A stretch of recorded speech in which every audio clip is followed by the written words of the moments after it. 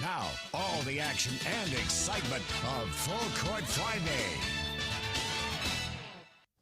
Welcome into Full Court Friday. I'm Marley Weirda alongside Brett Behrens. This shortened COVID-19 season is really unlike any other. All these protocols, masks, hand sanitizer, so much more. But the best part of it all is kids are getting the chance. It's all worth it for the kids to be able to get to play, that's for sure. And that makes me happy to see everyone getting the chance to compete. The crazy thing to me, though, we're already 2/3 of the way through this basketball season. Football practice starts next week. Wow.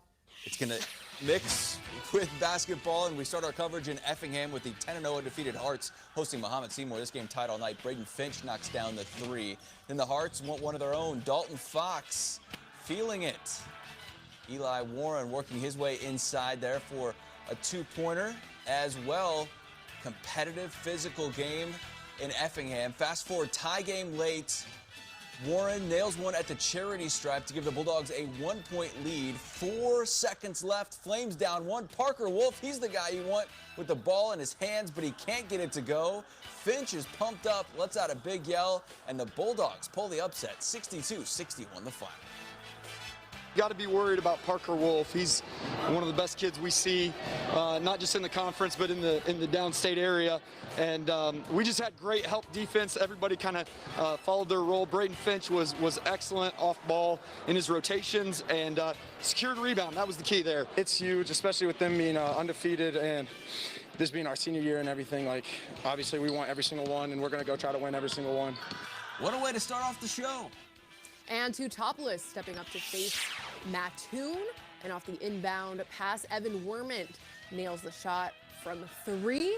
Then off the missed shot, it'll be Caleb Seamer with the putback bucket. And it wasn't all wooden shoes, though. Cameron Thomas, he ends up getting the steal. He misses, but Malik Carter-Smith is there for the putback. 70-50, T-Town wins it. And now just down the road at St. Anthony, Bulldogs welcome in Windsor, Stewardson, Strasburg. St. Anthony out to a fast start. Ty Weedman hits the three from the corner, but the Hatchets would respond. Some good ball movement there leaves Austin Wittenberg wide open from three. It wasn't all, though, behind the arc. James Shut with the hesitation and drive. 58-37 St. Anthony. Central visiting Urbana for Wright Street bragging rights tonight. On senior night, Maroons with the early advantage, running it out in transition. Number three, thinking three, and hitting three. Dwayne Hubbard knocks it down. Then Donovan Goalie following it up with a corner three. Right before the first quarter buzzer, Urbana's Jermail Young with the tough take and the finish. Maroons go on a double-digit run later, though. Nate Allen with the pull-up. Central wins a close one, 48-45 the final. And staying in the Big 12, Danville hosts Normal West. It's Tevin Smith. He gets them up early, putting up 34 points tonight to lead the team. Later on, Nathaniel Hoskins with the pull-up jumper for two. Danville keeps it going pretty strong, but it's not long before the Wildcats jump to a 10-point lead. Emerson Davis tries to cut the deficit. It'll be a close one tonight, 88-86 Normal West. And our final Big 12 stop takes us to Champaign for Centennial and Normal Community. It's Travis Makapu gets 2 points there. And then Makapu again for 2 points. And Centennial ends up missing the basket on the next one, but Sean Lacey gets it in. 15-12 for Normal. It'll be a tough night for the Chargers, 63-32. Over in D-Land, Weldon, the Eagles hosting Judah Christian tonight. Picked this one up in the first quarter. Colton Stevens for a tough two inside. Evan paying off with the bucket. Purple in transition. Nice lefty finish there as well. Then Nathan Karari with two here. Judah picks up a road win, 48-29. And the final stop before the break brings us back to Danville. Hilltoppers hosting Salt Fork. They lead in the first as Caleb Kelly kicks it down the stretch with the steal and the bucket, extends their lead by 4. Then the Storm trying to come back. They sink the easy jumper to cut the Toppers' lead. And the Salt Fork, they're coming within 2, later tying it up with a tough shot in the paint from Garrett Taylor. They pull away to win it 61-59. 50. We got plenty more Full Court Friday to come. Plus, we check out on Ayo Dosunmu's status for tomorrow's game at Wisconsin. I was asked every stop I went tonight, hey, is Ayo playing tomorrow? Yeah, that's the question everyone wants to know. But 7 more games first, including stops in Tuscola, Toledo, Macon, Springfield, and more as Full Court Friday rolls on.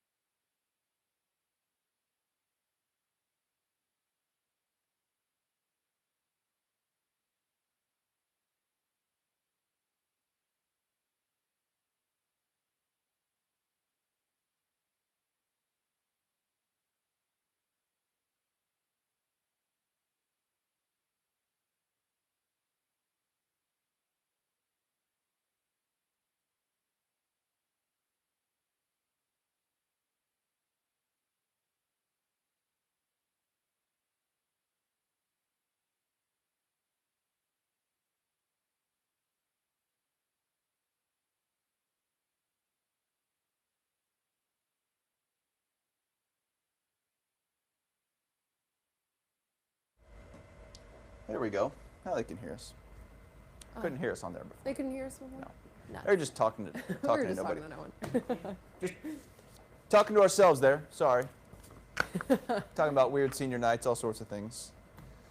All right. And no fans. And no fans. I think you're the first two.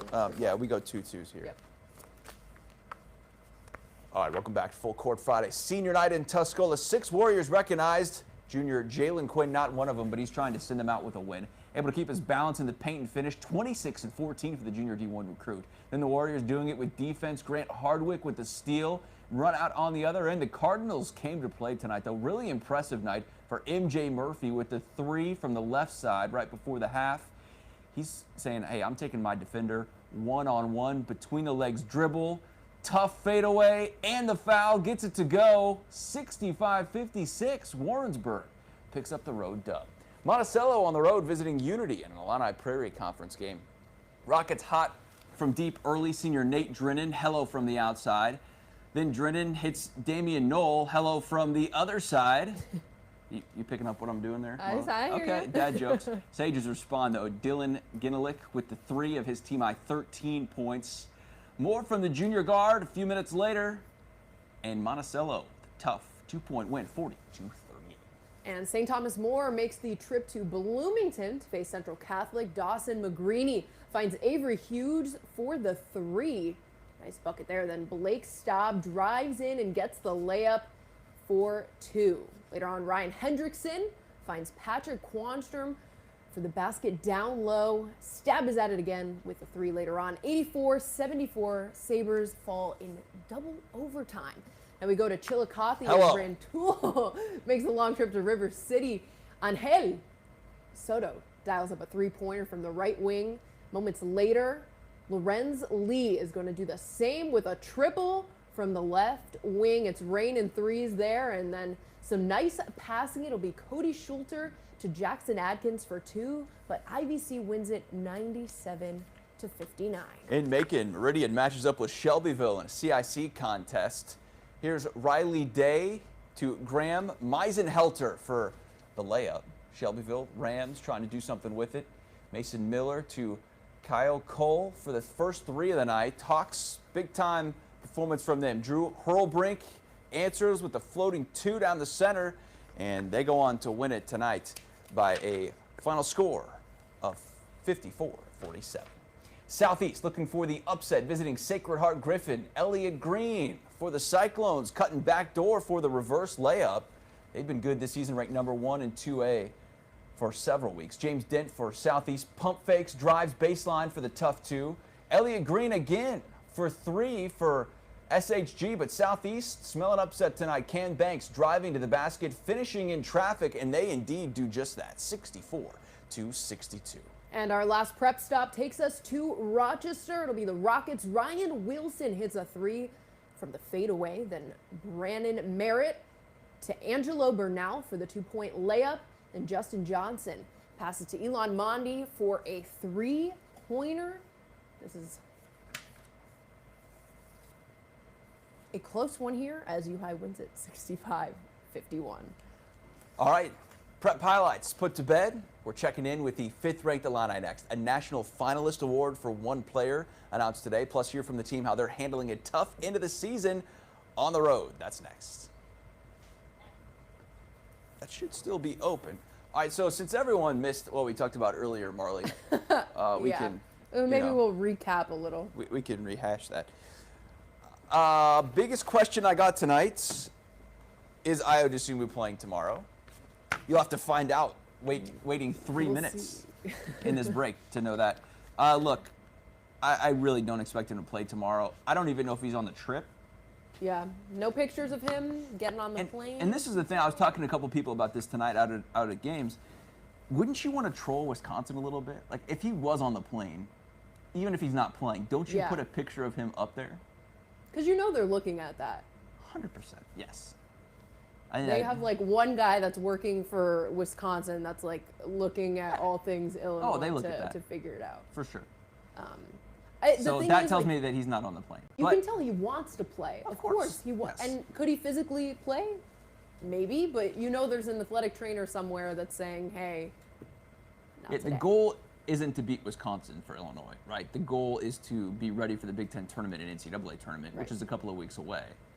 So it's going to be interesting to see. The other thing we were talking about was senior nights. You know, I remember my senior night. Do you remember your senior night? Oh, I do.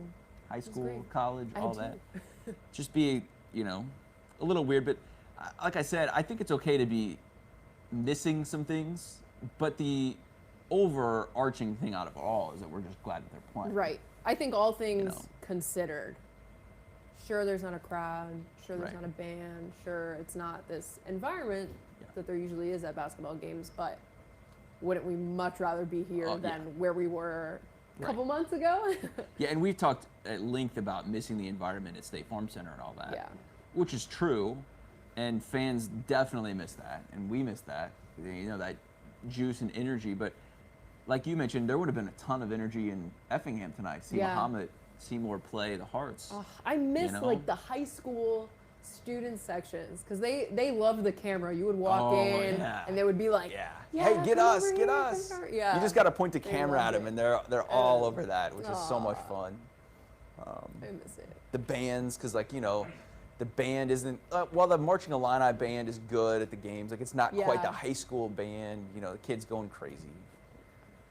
Everybody yell and shout. I miss it. I long for it. Just hope we can get that back next year.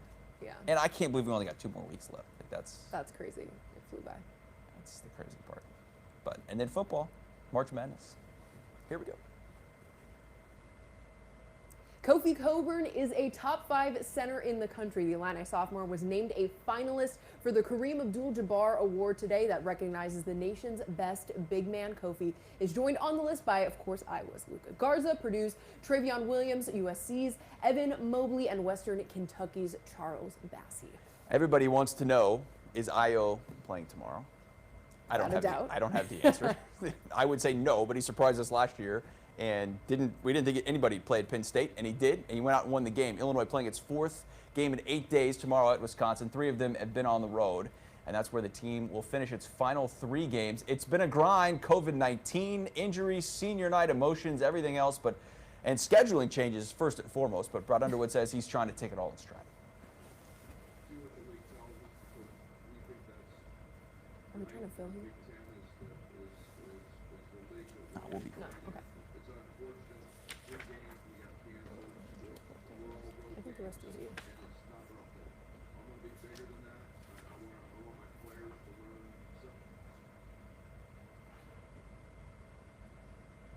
One positive for Underwood, his entire team contributed in last night's win over Nebraska. Kofi led the way with 24 points, but without Io on the court, Andre Curbelo, Adam Miller stepped up in a big way, among others. Curbelo was 2 assists from a triple-double. Miller scored 18, 16 in the first half, his most since the season opener.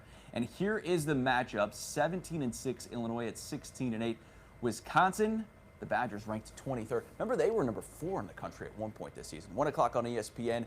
And Illinois beat Wisconsin by 15 in Champaign 3 weeks ago. We'll have the Euroliner Nation pregame show at noon. I'm heading up to Madison. Marley will be all over the coverage tomorrow night at 6 and 10. Pregame show, postgame stream. We got it all. We've got you covered for this Illinois team. And once again, I don't know if Io DeSumo is playing. We'll see. We'll find out tomorrow, right? That's the big story. We'll have some more answers on the pregame show at noon on our digital channels. For Marley, I'm Brett. Thanks so much for watching. Have a great night.